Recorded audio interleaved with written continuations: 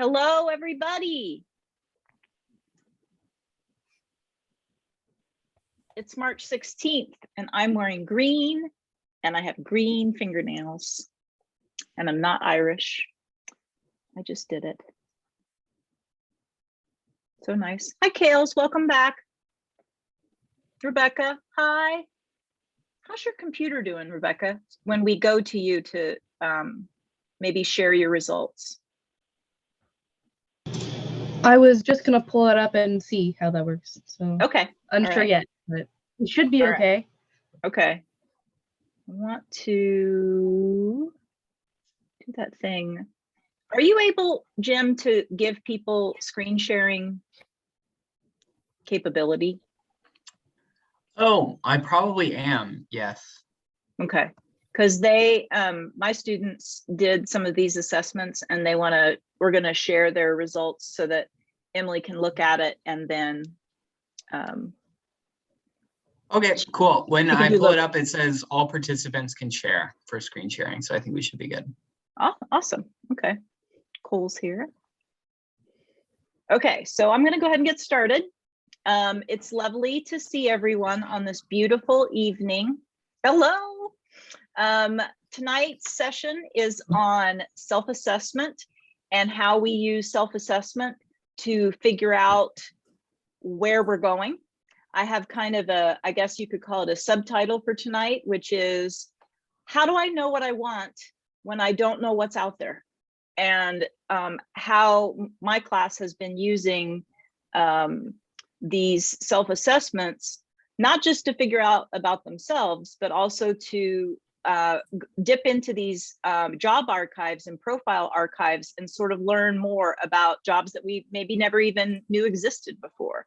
So my guest tonight is Emily Karras, who is a career coach for our college over at the Career Center. And I've asked her to just share a little bit about her career journey with us because she has a lot, I think, in common with all of you. Thank you. Hi, my name is Emily. My pronouns are she, her, hers.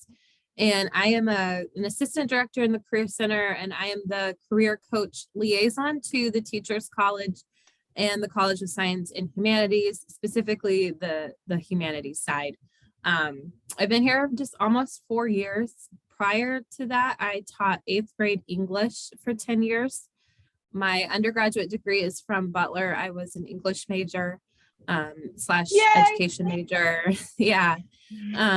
And taught, I would still be teaching, but I had some life things happen. So here I am. And I am happy to be here to talk about one of my favorite things, which is personality and self-assessment and learning more about yourself to help to have that information inform your career choices. Mm-hmm. Thank you so much. So I'm going to go ahead and share my screen and pull up the PowerPoint. And what you need to do, Emily, is just whenever it's time to go forward, just say next slide. Now I just have to figure out how to turn it on. Okay, there we go. Yes, how do I search for a job if I don't know it exists? Self-assessment to strategic research. All right. I kind of threw that at Emily. She's going to do most of the self-assessment part. And here we are. Very glad that you came. So do you want to go through the agenda a little bit? Sure. The first thing we're going to do is we're going to talk about Focus2.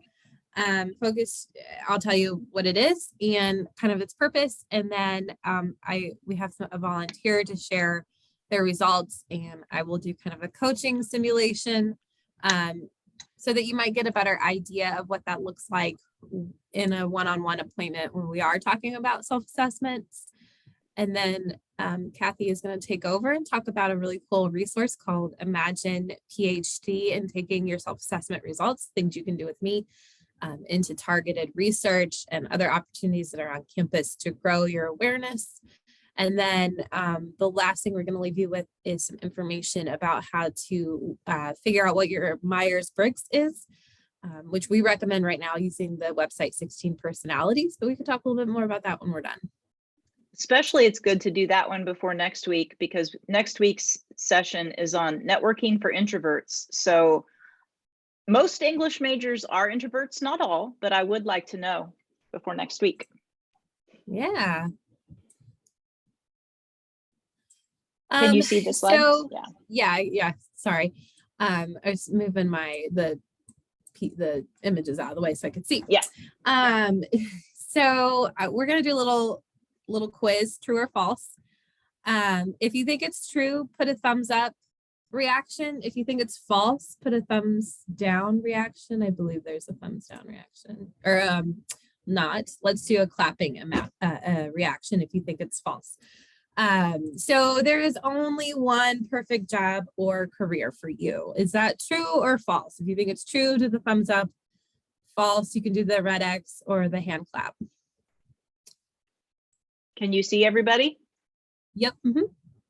Okay. All right, so a lot of people are voting false, and you would be correct. If you would have told me that when I was in 6th grade and determined that teaching was my future path, I would have laughed at you. However, there are multiple perfect jobs and careers for you as you go through life and life changes. And one thing that you will always have access to as Ball State alumni is our Career Center. And so when your life changes, or if you decide you actually hate your job, you can come back and we can help you find your next path. Number 2, your major will guide you to your career. Is that true or false?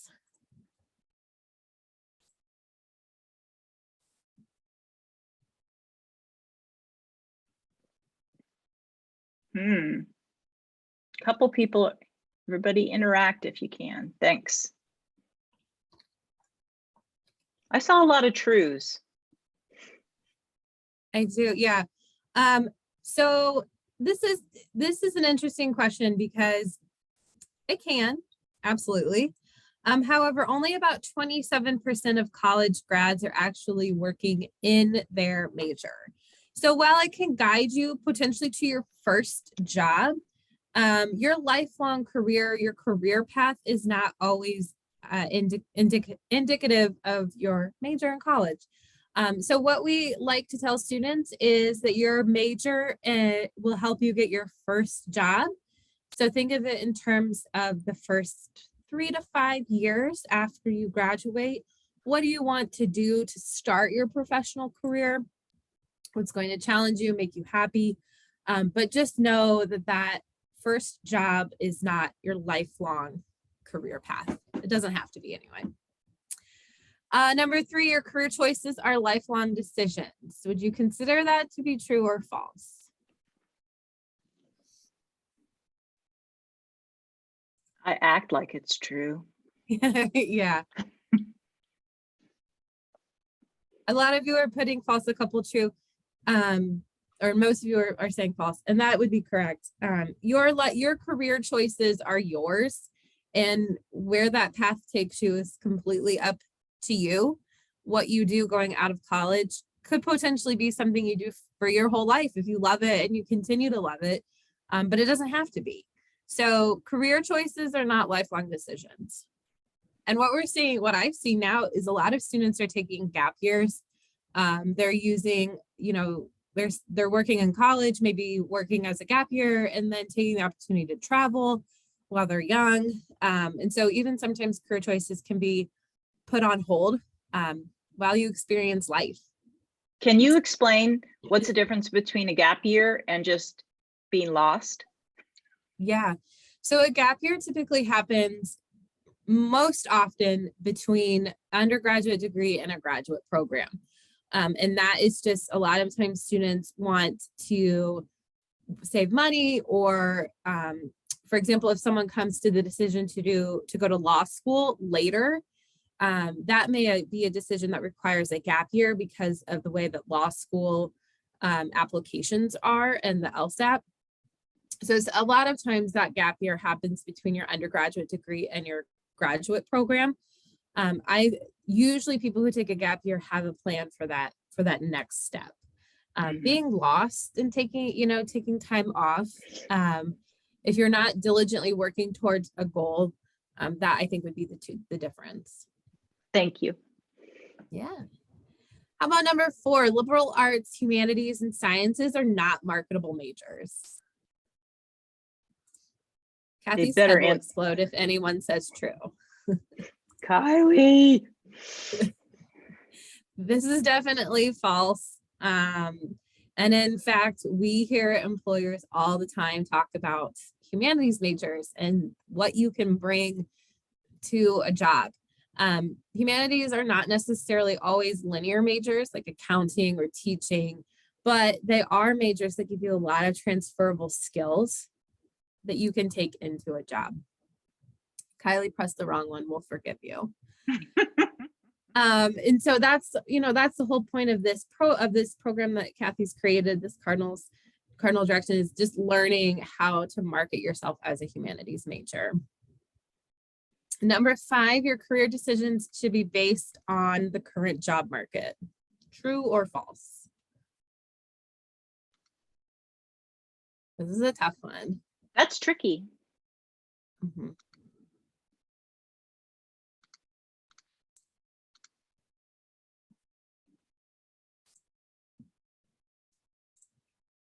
So here's where the English teacher plays an English teacher trick on you. Pay attention to the wording. Your career decisions should be informed by the current job market, but not based on them.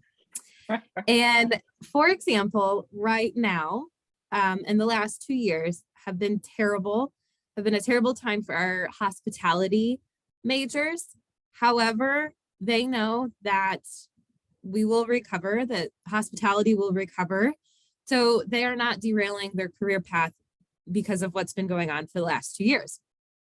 However, they were making, our juniors and seniors who were graduating during the pandemic were making decisions informed by the current job market. And so they were looking for alternative paths and alternative opportunities that would still bring them experience, so that when the job market rebounds in that industry, they can get back on track. So no, you shouldn't base it on the current job market, but you should be informed by it. That's a good example. Yeah. All right. So that's where we come in. We talk to students all the time. It doesn't matter if you're a first-year student or you're graduating in May. We talk all the time about career planning. As a first-year student, or even as someone who maybe doesn't really know what they want to do, selecting a major that aligns with those interests and skills that you get from self-assessments can have a direct positive impact on degree completion. It also facilitates goal setting, academic decision-making, retention. We have a program for first-year students called Key Careers. Potentially you've heard of that. And our data from that program shows that students who engage in career planning early on, meaning their first year of college, stay here and persist to graduation at a rate that's significantly higher than students who don't engage in any kind of early career planning. And then the ability to engage in internships, immersive learning opportunities, service learning opportunities, copy jacket, those sorts of things. When you know what you want to do, you can do those things earlier and more frequently, and that's going to boost your resume. It's going to make you a more qualified candidate. So it's going to give you a lot to talk about in a resume. So that's why the benefits, that's why it's really beneficial to do some career planning early on and often with your career coach. I've told my students that next year the English department is offering a 1-credit version of this class that I'm basically teaching now to sophomores. And so nice. Sophomores will be confronting these questions and these issues a lot sooner. And we'll also have a chance to tell them about, like, so often they don't know that we have all these really cool immersive learning classes until maybe their senior year. So that's something that will definitely help. Absolutely.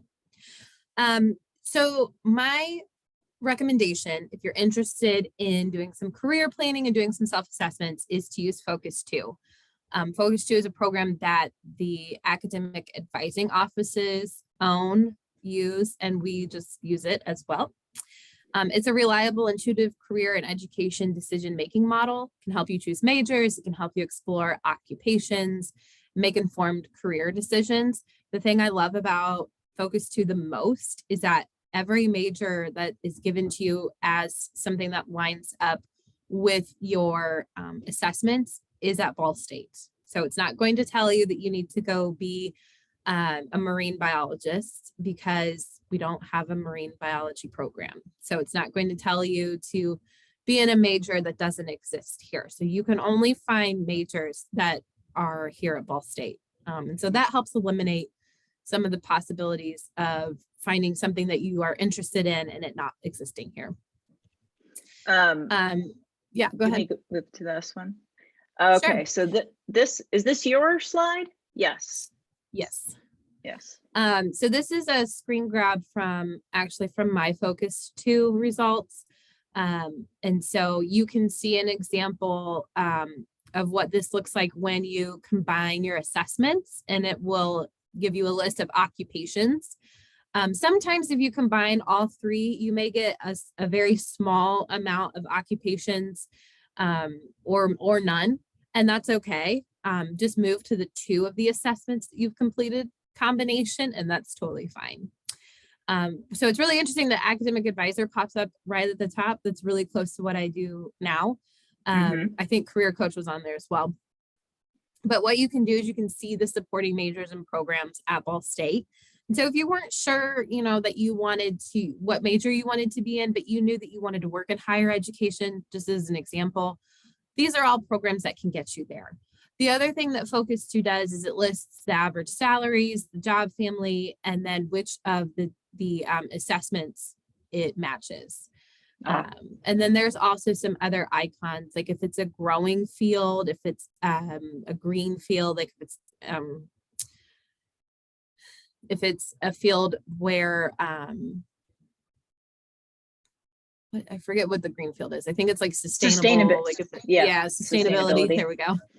And so it's got some other ways that you can kind of filter out what you're interested in. And then if you click on which we can't because this is just a picture, but if you were to click on education, it would take you to a page that gives you more information about Ball State's education program.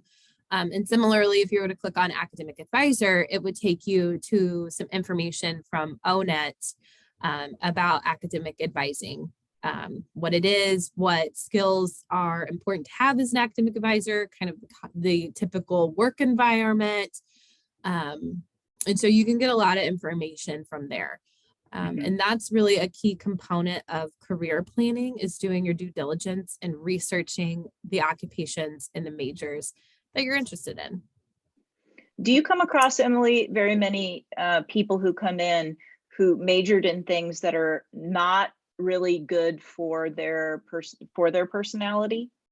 And how does that happen? Yeah, not often. At least in my experience, I haven't. A lot of times what happens is students are on the fence about a major that they know they're interested in. And what this does is it validates that. So it says, yes, you will be good at this.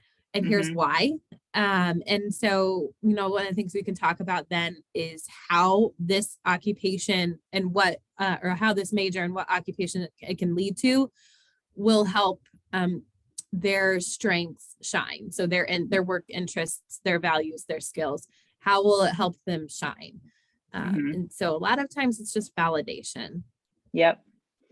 What's the next one? Okay, so this is where I wanted to have some of you share your HollandCode results. Isn't that what Focus2 does with the work? Yes, that is the work interest. It's your HollandCode. Yeah, and we use HollandCode for our younger students because it's a little bit more broad, and it groups careers a little bit better than a Myers-Briggs indicator. I think your Myers-Briggs indicator is really important to know. However, when you're trying to decide what you want to do, HollandCode can be a little bit better for our first year students. So yes, this is the work interest. Okay. Rebecca, would you like to, I think that you're able to share your screen, And, oh, I have to stop sharing. How about that? Yeah, There we I go. will definitely try. Let's see.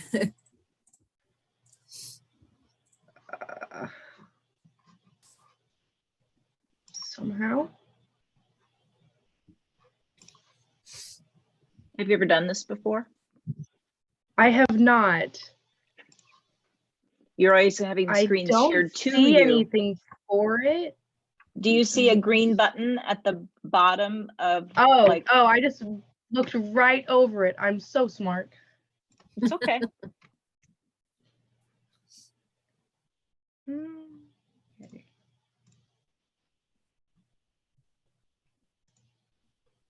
I was talking, oh, there we go. I was going to tell a story, but now I don't have to. Okay. Very good. All right. So, Rebecca, your HollandCode is AIS, Artistic, Investigative, Social. You are very high in artistic. And Whoa. so in a coaching simulation, I would probably spend some time talking about what that means to you. Artistic doesn't necessarily mean you can paint or draw or sculpt. Artistic means that you are a creative thinker, that you think outside the box, that maybe you like to use your imagination. You can do things like write poetry or paint or do photography, design. Those are all kind of within that artistic world.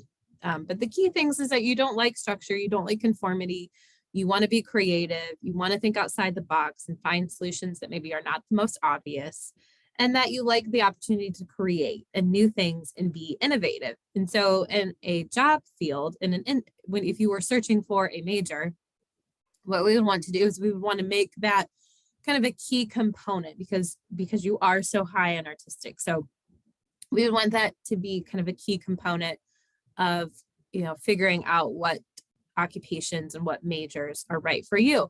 And then we would want to consider your investigative and your social. Investigative folks really like to understand cause and effect. They like puzzles. They like finding the solution to a problem.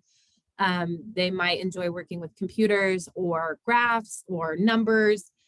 Sometimes that can be interpreting formulas or thinking in an abstract way, which really complements that artistic because you're thinking outside the box. You're not just looking for the simple solution.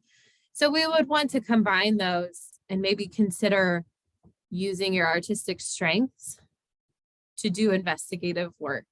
And by investigative work, I don't mean, like police work or FBI, unless that was what you wanted to do, but more along the lines of how solving a problem, accomplishing a goal, solving a puzzle or something. So we would want to combine those two and know that you want to do those things, but in a very artistic way. And then the last piece is social. You might become a detective. That would be okay. So social just means that you want to be around people. Your job needs to involve people in some capacity. That doesn't necessarily mean that you have to be around people every day all the time. It just means you're either serving people in some capacity, helping people in some capacity, or your job is interacting with people in some capacity. So there needs to be some social element to your job. And so if we were, we can combine those three and look at fields like performing arts, creative writing. We could look into sociology, psychology, English, any of the humanities really. But this would lend itself really well to any kind of creative problem solving. What does Focus2 lead her to in terms of these results? So Rebecca, if you'll scroll down, yep. So it gives you some information about each of those things. And then if you press continue, and if you will go down, then there are your kind of career occupations that match that job family. And so you can scroll through, and what she could do is, like newspaper or magazine editor. You're being artistic, you're maybe doing some of that investigative work, and you're being social. So something like that would combine all three of them really well. Mhm. And then if you weren't sure where, what major that would lead from, journalism, linguistics, media, you can click on any of those to learn more about that major. Aha. Very good. Yeah, so that's something we could do together in a coaching appointment. We could talk about what those things mean. We can look at a course catalog, talk about what classes you might take. We can look at things like internships or immersive learning opportunities that exist within that major. And then the next step would be, after you've made a decision, or if you have narrowed it down to like 2 or 3, would be trying to connect you with alumni or other industry folks in those fields so that you can get a better sense of what that day-to-day life is like. And then we can, hopefully help you make that choice. How do you feel about this, Rebecca? Not to put you on the spot or anything, but. Hello? I can't talk, but I can type. We've got some other people talking in the chat. So many of these things are things I actually want to do. How? That's a really great question. Yeah, well, that's a great question. A lot of those things, we talked about many of those things actually during the first half of this course, the business of being a writer. But now we're getting to the place where all of you are getting ready to do an informational interview with somebody who does something that you really want to do. And that's the best question, is like, how did you become this? How did you get there? And so this is where you start really kind of making a promise to yourself about what that ultimate, kind of what your dream is. And you start saying, like, I actually am going to, instead of wondering about it and Googling it, I'm going to actually start working towards figuring out, how do I get there? So Rebecca also said, a lot of this I knew about myself, but it's kind of cool how they give options for what I'm good at. Another thing I wanted to mention was, I was talking today to a friend of mine who did one of these tests, and the occupations that she had also spent 10 years as a teacher. And then she decided she couldn't do it anymore. And she took a test like this, and it said her first number one result was a naval strategist. And her number 2 was marketing and communications. Yeah. And what the career coach said was, what this tells me is that the naval strategist thing, I don't want you to go join the Navy right now. But what it does mean is that you need to see results. Like, you're not going to be happy in a writing role where you're just sort of spinning plates all the time. Like, you really need to be in a situation where you do something, there's an effect, boom, yay. And like, you're going to really need that. So I thought that was a really interesting way of also tweaking some of the results to think about what they mean. Would anybody? Yeah, go ahead. I was going to say, Rebecca just put in the chat that, she sees some of these and is like, why would I do that? Like aquarium curator. And it may not, maybe you have no interest in working in the aquarium industry. However, what that tells me is that you want to understand the why behind things. You want to understand the science maybe behind things, which goes with that investigative type result. And so maybe that's not a main part of your job, but we can gain information on those results. Yeah, exactly. And then the other thing to think about, and I ask students this a lot, like when they come in and they say, I really love music, photography, and writing. Well, okay, which of those need to be a key part of your everyday life? And which of those things do you want to keep as just a hobby? Because you can be interested in a lot of different things, and that doesn't necessarily mean they have to be your job, your career. So I like writing, but I would never make it my main career, mostly because I'm not that good. But the other thing is to think of burnout. Like, do you want to do this every single day? What level is your passion? Kylie, would you like to share your results the way that Rebecca did, so that Emily can take a look at it? You can. I can't share my screen. Oh, that's right. We talked about that. Sorry. Kylie put in the chat, ASR, a tie between realistic and investigative. I can actually look up your portfolio real quick. Sometimes you will get that where you'll have a tie or something, or they're really close, and that's okay. Again, like, unfortunately, self-assessments are not an opportunity for you to, it's not going to spit out this is what you should do, and this is going to make you happy for the rest of your life. This is just good information for you to have to make informed decisions. Rebecca, are you so- munching on something?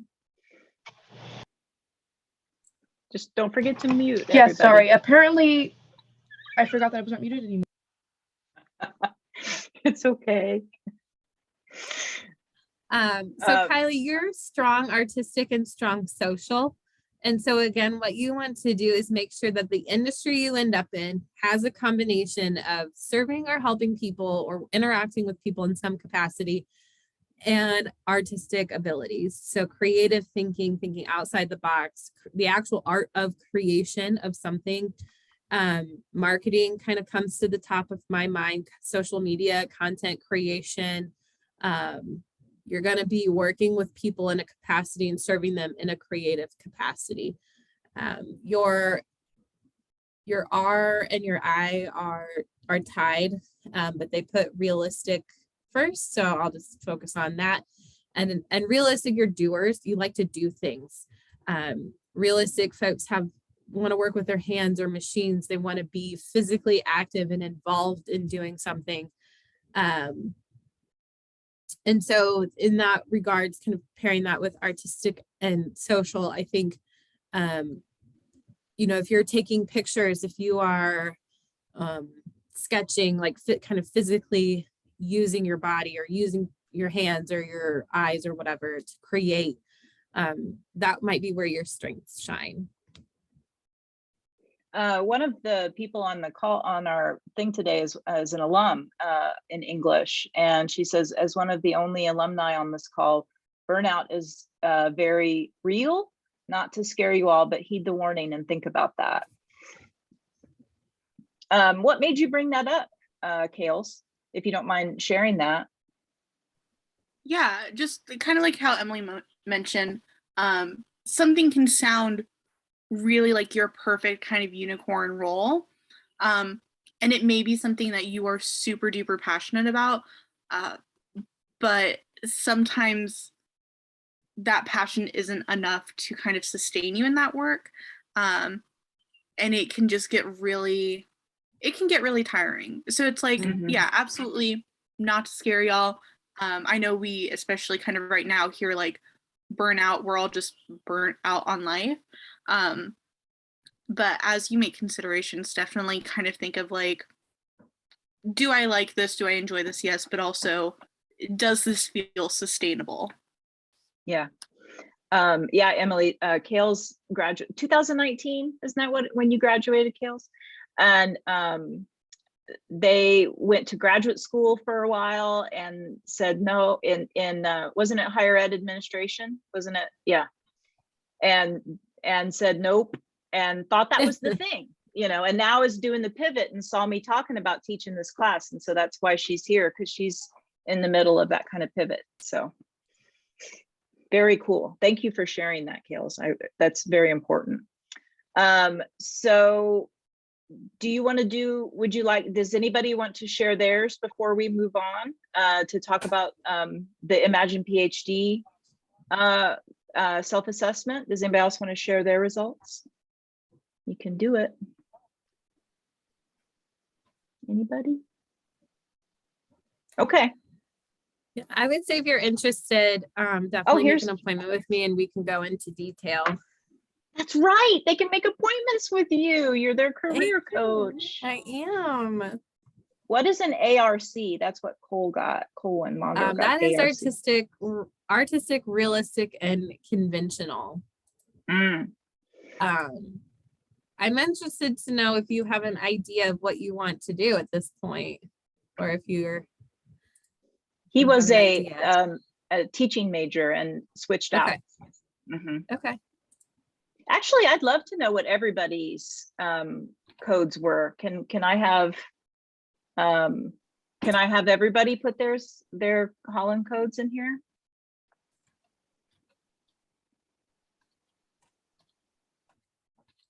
If you've done the work assessment, my students should have. Let's see. Lainey was an AER.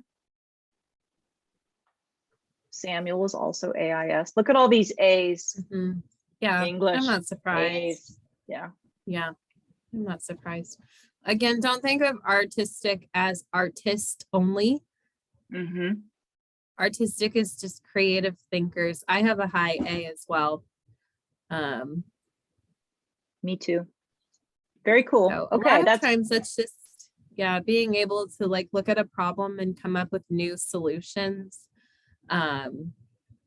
creatively, things that people haven't necessarily thought of before, or like we create a lot of workshops and I'm often the one doing those things. So any kind of like digital design falls in line with those, with that A. I remember somebody told me recently that they oh no, the story just went completely out of my head right while I'm being recorded. That's so awesome. Oh well. That's awesome. I Never would mind. also, if you have an A and an E in your HollandCode combination, I would also encourage you to look at learning and development, which is a branch of HR. And it's kind of training the trainers. It's training the people that work there.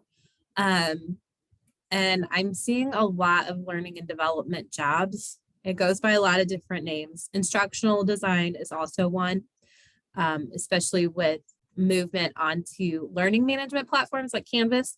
So if you have any interest, but maybe don't want to like teach or write, kind of take those more traditional or common course paths, come talk to me about instructional design or learning and development, because it's a huge market right now. That's good to know. Very good. Yeah. So often they think I can't work in HR because I didn't major in that or something like that. There's so many branches. So now we've got the other assessment that I asked my students to take, and this is called Imagine PhD, Career Exploration and Planning Tool for the Humanities and Social Sciences. And it's actually supposed to be for people who maybe they're finishing their PhD in whatever, and in, let's say, in anthropology, but they've realized like there's not a job market, or I don't want to become a college professor. So what else can I do? And they're in a very similar spot, I think, to where majors in those disciplines are too. So they also have you do interests, skills, and values, and you get your results, and then what I think is really interesting, this is where like I can't do the coaching part because I'm not trained in that way. Like I'm like, oh, that's a nice result. Go look at the jobs. So when I first showed this to you, Emily, you got kind of excited about it. I was curious, like what got you excited about this potentially as a self-assessment tool? Yeah, I mean, I think any tool that we have that can help students learn more about what's available and what opportunities exist is always good. And I liked that this had a focus on the interests, skills, and values, because we're really trying to utilize those tools that we have available to us now. And these three things can be really important when you're thinking about what career you want to be in. Right. So these are actually Kylie's results. She went ahead and sent them to me beforehand. I forgot. That's why she sent them to me, because she couldn't share her screen.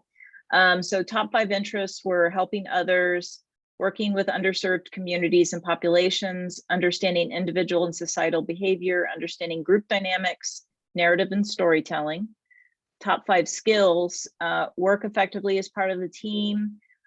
She's good at working effectively with limited supervision, contributing to an institution, cultural competence, and collaborating on projects. Those are all, especially if you've done any immersive learning in the English department or anywhere, you should talk to the high heavens about how good you are at collaboration, because that's really what immersive learning introduces you to, is how sometimes it's harder to work with people than to work on something all by yourself, but that's part of life. Key work values, Kylie's were altruism, impact, diversity, creativity, and ethics. So I was just curious, Emily, if there was anything that stands out to you. I mean, I know you don't know this assessment, but what do you think about this? Yeah, so what I'm hearing and seeing is right in line with the HollandCode, which is that there needs to be some sort of creativity to the job. There needs to be some sort of doing, some sort of problem solving, and some sort of social element. And Yes. so So looking at these, it's the same. exactly. It's an AIS result, but in a different assessment. Yep, absolutely. And then, so, you know, if Kylie were to come to my office and we were to talk about these things, these are things that that you need to have in your job. So nonprofit work, learning and development that's DEI focused, organizational development. Those are some things that come to my mind that would kind of meet these goals, where Kylie's strengths will shine because she would be helping others. She would be working with underserved or underrepresented populations. She would be impacting change in some capacity. And so, you know, my next step to Kylie would be to meet with someone in this field and talk about it. Cool. So I'm curious. I didn't really build this into the PowerPoint. Well, I did a little bit. Let me just talk through this slide here. So what Imagine PhD does, and this is for all of you who are here who are not in my class, the Imagine PhD assessment takes you to these particular job families. And I think that what's nice about this is it doesn't show you, it's specifically focused on directions that people in the humanities and social sciences go. So you're not seeing all the results for people who want to go into aeronautics and health sciences and a million other things. And I think that one of the hardest things for humanities majors and social science majors, because our disciplines are, you major in a discipline and not in the job market. There's nothing in how we do things that overlaps or maps onto jobs, nothing. And so you might finish school knowing who you are, but maybe not what you want. And maybe you don't even know what it's called or where it exists or if it's viable. And I feel like that is exactly where a lot of students who opt for discipline majors over vocation majors end up, is like right at this place where we all are right now. So I tried to turn the rest of this presentation into a conversation about how you can turn the assessment results into what I call strategic research, so that when you get a result, you can drill down a little bit into finding out, well, what is this called? Like the way, Emily, you just described instructional design, learning and development, never heard of it, you know? And that's also the other thing that English professors and history professors and philosophy professors, we are great mentors, but we can't help you understand the job market because we've never experienced it in that way. We've specialized in our discipline. So that's why our students really do need to talk to people who know about these kinds of things. So the options on here, just for those of you who've not done this yet, the options here are advocacy, communicate, they call them job families, communications, public relations and marketing, consulting. How would you describe what consulting is, Emily? Complicated. Yeah. Consulting is typically not something you're going to get into directly out of school. No. Consulting, That's you'll probably start like in sales. But consulting is an opportunity to go help people be better. So a school corporation might hire a consultant to come in to improve their DEI work or improve their English curriculum. And so consulting is something that might take a while for you to get into if that's what you're interested in. You have to But we develop can an look at expertise. what makes sense to start building that foundation. Right. You can become sort of your own, it's a business owner, basically. You own, Absolutely. you're the owner of the business of being the expert on whatever it is. Development is fundraising, basically. Diplomacy and mediation. Like I'd never really thought about that as a category of types of jobs, but because of the people skills that humanities majors get, and especially for those who have taken foreign languages and understand how to speak another language, whether read it or speak it, that allows them to do some of that work. Yep. Entrepreneurship, higher education administration, human services, K through 12 education, organizational management. One of the top results for a lot of English majors in terms of job outcomes is various kinds of managers. And in fact, one could say that being the chair of the English department, I was like a manager. I was managing like 100 faculty and graduate students, plus lots of people under them. But I don't think about myself as a manager. Do you have any advice for students that they may not see themselves as like managers? Right. So I think this is really interesting because you don't typically, like you said, think of yourself as a manager. But if you are a president of a student organization and you really enjoy that process of leading people, there are a lot of companies that have management trainee programs like Enterprise, DHL, Cintas. These are solid companies. They are well established. You can make good money. You can progress up in the company pretty quickly. And the way you start is through a manager program. And so if that's something you enjoy, then we can help connect you to those folks in those programs.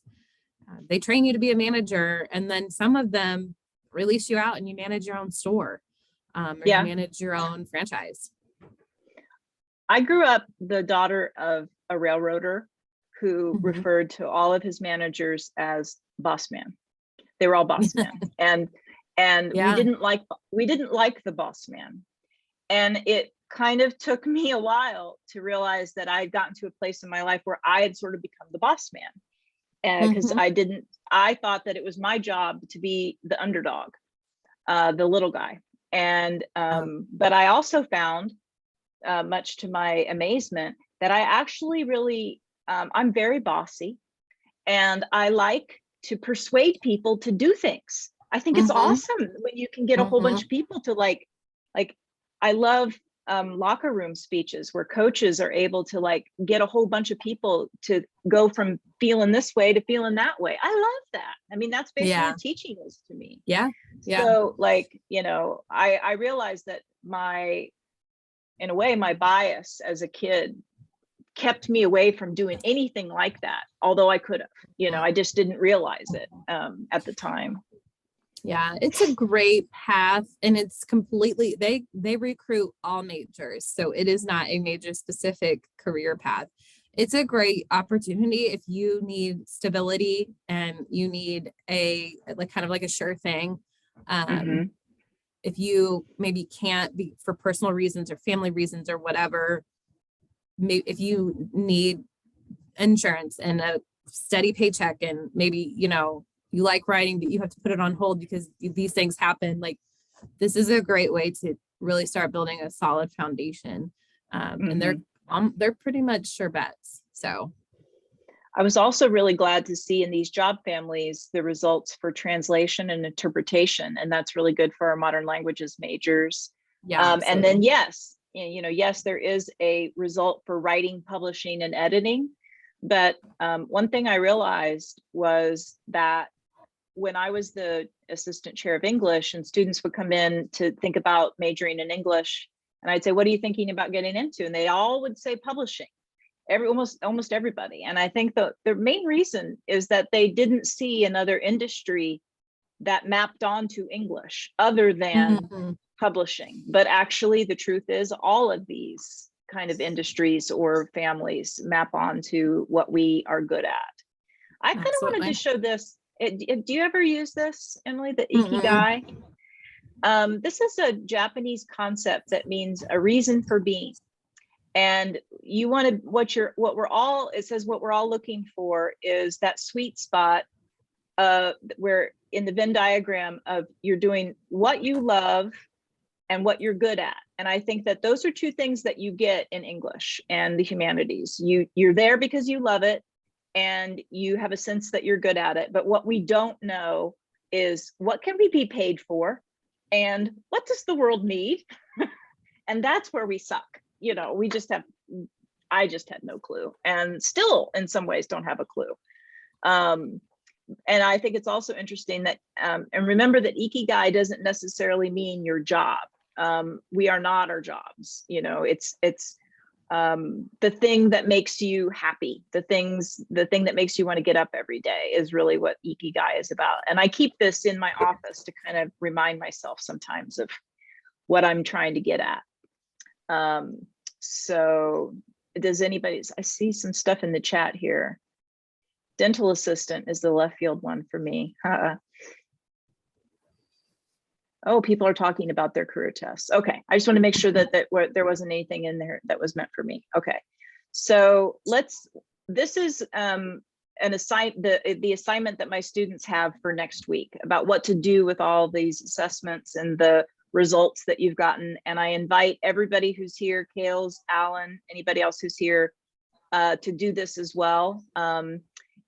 What do I mean by strategic research? I got this idea, and this is another person who's trying to prep PhD students for the job market. Her name is Jen Polk, and she owns a business called From PhD to Life. And I took one of her classes once, and she calls it the PhD clarity system. And this is her framework, is that the first thing you have to do, and this is kind of how I built my class actually, was on this framework.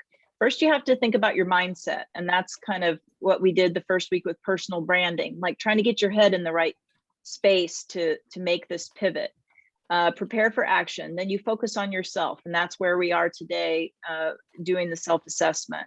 And then you identify the possibilities through strategic research. And then you market to employers. And this is a completely opposite way of searching for a job than what most people do, which is to graduate and then see what jobs are out there and apply for them. Like there's a whole process that you should do in order to get there. And I just thought that this was so I'm trying to move my class from the focusing on yourself stage to the identifying the possibilities stage. So you've already have access. Once you sign up for Imagine PhD and give them your email address, you have access to the resources within the job families. It basically, once you pick one of these, it allows you to see lots of like job examples, job descriptions, profiles of people who do this stuff and sort of where they came from before. It shows you what are the kinds of skills that you would need to have in order to do this kind of job. It shows you organizations that you could join, things that you could connect to start to feel I was talking to Kayla Hinckley in this class after class on Monday, and she was saying, I make them, as you know, Emily, they have to follow two writers or two people professionally each week. And she said that she was feeling sort of like it was having this, she was starting to feel more like, in a sense, a real writer, a real member of the writing community, because she had started adding these people to her social media feed. And I said, well, you know, in the old days, we used to subscribe to a magazine to get that feeling like I'm really serious about whatever. I'm going to subscribe to the magazine for that, like Runner's World, you know, or whatever. Mhm. And I said, now we don't subscribe to magazines, we subscribe to people. And we kind of start to, it helps us feel fill up a particular part of our identity. And that's one reason why I think that it's good to go ahead and start building these connections to people. Even if you're not talking to them, just listening to them talk about their day, you're like, oh, look, I'm hanging out with somebody who does blank now. And I think that that can have a really good thing. So the Imagine PhD does help you find who you could be talking to. The other thing that I've been working on is are these, and Cole is in this class and Lainey are both in the class. It used to be called Jacket Copy and now it's called Compass Creative. And we interview alums and ask them about what they do. And then we categorize them. Jim helped me do a bunch of this. My trusty sidekick, Jim, is here. He helped me do a bunch of this last year. We categorize the alumni profiles by these 5 pathways. And they're a mixture of both job functions and industries. And so if you say creative arts and communications, that sounds so appealing to me. So many of you seem to be responding really well to that. So you can go in there and click and say, like, look at all these different things that people do in that field. And they're all Ball State alumni. And many of them are going to be English, history, anthropology, modern languages alums. So they're definitely a lot. You can use this as a resource to research possibilities. Can you explain, Emily, the difference between industry and job function? Yeah, so industry is kind of your broad umbrella, like entrepreneurship is an industry. And then job function is what you're doing under that umbrella.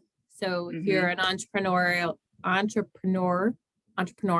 and you own a bakery or you own a pottery studio or you are a consultant, those would all be job functions. Okay. So like the College of Architecture and Planning maps onto the industry of architecture and planning, and the College of Health maps onto the industry of health services and the health industry. And that's what makes English and the humanities so different, is that we don't map onto any industry except really publishing. But what we do is these are, let me go back one actually here. Did I do it? Yes. On LinkedIn, these are all of the possible, there are 147 industries in LinkedIn. Like every single thing out there that can be done is on their list. And then they have just 26 job functions. And so you can do, for example, human resources in every industry. Like every industry needs somebody to do their HR. So that's what we have to really focus on, is not industries, but job functions. And so I went through them and I could be totally wrong. And I eliminated all the ones that we just can't do, like engineering. You're an English major. Probably you can't do engineering. Nothing against you. So I took it down to just these, administrative, arts and design, yada, yada, yada. And these are ones that you might not think, like, I can work in real estate with a license. You can. Can you work in the legal field? Yeah, you could get a paralegal license. Like you might have to get a little bit more training or a little bit more experience in something, but yes, you can definitely do all of these things. We're also great project managers, I think, because we're working all the time with other people and we work on big projects, especially if you go to grad school. That's like project management gym, you know this. It's like project management 500. Note, these are not job functions. These are all the things that people search for when they look for a job. They search with these terms. And I think that that's half our problem in the humanities, is that we search for the wrong things. We search by the thing we majored in, instead of trying to think about the job functions or the industries. And that, to me, that's like one of the most important pieces of advice I have for my students, is to be exploring multiple job functions. So Yeah. I had a thought, Kathy, if I can interject. please, Grant writing yes. is an amazing field to get into. You have to pay attention, like close attention to details, good communicator, good writer. But they just closed, but several positions in the sponsored projects, which if you heard sponsored projects and you didn't know what it was, you I wouldn't know even what it think twice is. about it. Yeah, They but don't it's all know. the grant, it's helping faculty get grants.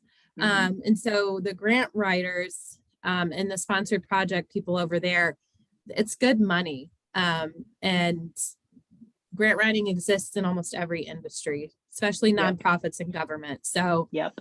if you like writing, but maybe don't necessarily want to go to be a writer, grant writing would be something I would really encourage you to look into. Yes, I agree. Is grant writing in one of these job functions? What would you say it is? Community and social services, HR, media and communication. It's kind of all, it's in a lot of different places, research. But yeah, if you have a good eye for small details and enjoy writing, you can go, they have a GA position open, I believe. So if you're a senior, you might look into that if you're interested in grad school. Another place I want my students to investigate in their strategic research is on Candid Careers, which is inside Cardinal's Career Link. And it's lots of videos, both with Ball State alums and other people. Just, they're really short. They're like 5 minutes long, just kind of giving the overview of like, here's what I do. And just listen to some of them to say like, oh yeah, I never thought, but sure, I could do that. And this is Melissa Jones, who works here in Muncie, and she's the person who's gonna examine your resumes here in a few weeks. So what your goal is, not just my students, but everybody who's here, I'm telling you, is to make a list after you do all this research, narrow yourself down to 3 to 5 jobs to research further. And I have this process. I'm not going to dwell on it because you can go ahead, and Jim, did you already share the link to the blog post? The takeaways document. Yeah, I did earlier. I'll send it again though. The takeaways document is now on, we went ahead and put it on the website. So what I want you to do is for each of the jobs, take 30 minutes to an hour and just say, I'm going to just Google the crap out of whatever this is. And I'm going to look for these types of things. I got a list here so you know what to Google for, and just collect a bunch of research. And this is actually what you're going to turn in for me next Monday, is 3 to 5 research documents of where you just stuck everything that you found about the 3 to 5 things that you decided on. And remember, we learned this week. If you think I need to feel motivated in order to get rolling on this, no, because motivation follows action. And I don't need to feel good in order to start. I need to start in order to feel good. And then when we come in next week for networking for introverts, you're going to have your interests narrowed down to 2. Like, you're going to go through this process, narrow it down to 2, and then I'm going to show you how to start connecting with people in those 2 different fields, and how to search for them, and how to start learning more about who you can talk to who does that.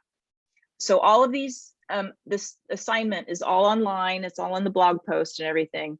And I'm sorry, I kind of had to speed it up there at the end, but it's all pretty clear. Are there any questions before we sign off for this week? But just add, if you are like me and get easily distracted, there is a technique called Pomodoro technique. It's where you set a timer for however long you want to focus, and you just do one thing for that amount of time. And so if you wanted to do research for that amount of time, but there are Hogwarts Pomodoro timers. If you just Google that, 10 out of 10 recommend. Okay. When we did time management at the beginning of the semester, we talked about the Pomodoro method. It's my favorite way to get stuff done. So I really want to let's give Emily some applause for coming today. And let me stop sharing my screen here. Remember, next week is networking for introverts. And so you're going to have done some research and come in with 2 a clear idea. And I would like those 2 things to be different from each other. don't make them to be slightly different jobs in the same kind of office. I really want you to have kind of a plan A and a plan B in case something goes wrong with plan A. Okay. Any other questions, you can let me know, but I will see everyone next week. And I'm very thankful to Emily for helping me out tonight. Thank you. Happy to. Bye. You can stay on here for a second if you want.